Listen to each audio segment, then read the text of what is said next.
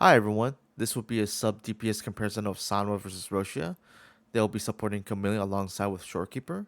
This will be a double intro Camellya showcase comparison.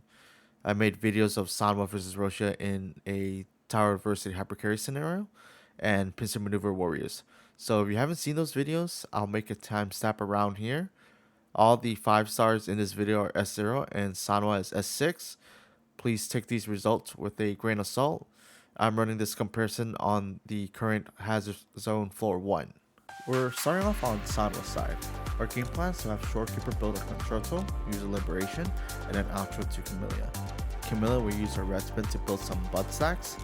Then I'll swap to Sanhua to use her skill and Liberation, and then detonate the Icicles to activate her S6 team attack buff. It takes about a second to detonate the Icicles, so during this time you can swap to another character, do something really quick, and then swap back to Sanhua.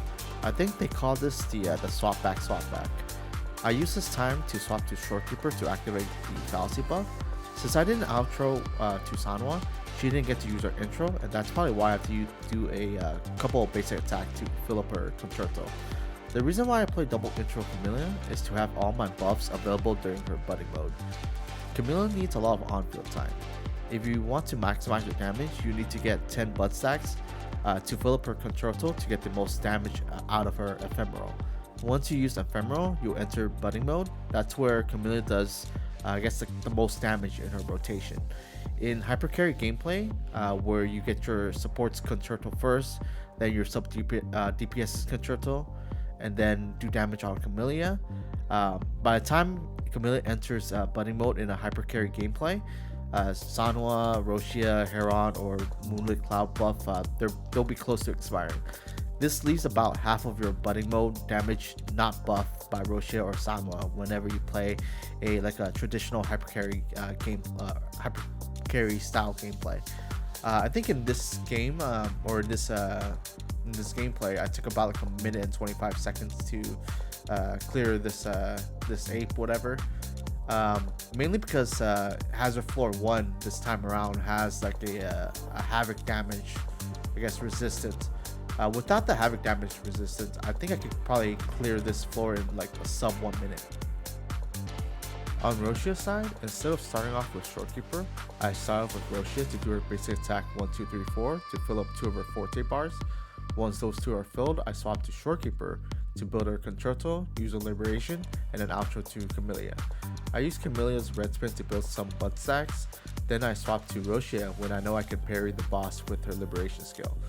The fun part about playing Roccia is you can bounce, swap to another character to do something really quick, then swap back to Roccia to continue her next bounce. In this case, I use Roccia's first bounce, swap to Camellya to continue build some stacks, then swap back to Roccia to do her second bounce, then swap to Shorekeeper to use her fallacy. I didn't get to use my third bounce because I kind of messed up, but everything worked out really. I was able to fill up the remaining Concerto meter with Roccia's Liberation. Saving 1 stack of Roccia's Forte bar helped made Roccia's next rotation faster. After playing Roccia for a good amount of time, honestly, I'm not a big fan of playing Roccia when it comes to bossing. Her bounces doesn't have any hyper armor frames and can be easily disrupted.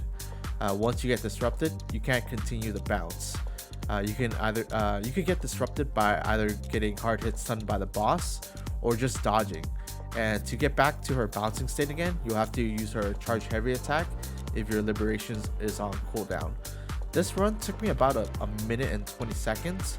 This was 5 seconds faster than the Sanhua team. The result was a little bit surprising. I thought Sanhua was going to barely take this again, but I guess having a faster rotation in a double intro team composition isn't too impactful. This would kind of conclude my series of Sanhua vs Roccia sub DPS comparison, unless something new comes out.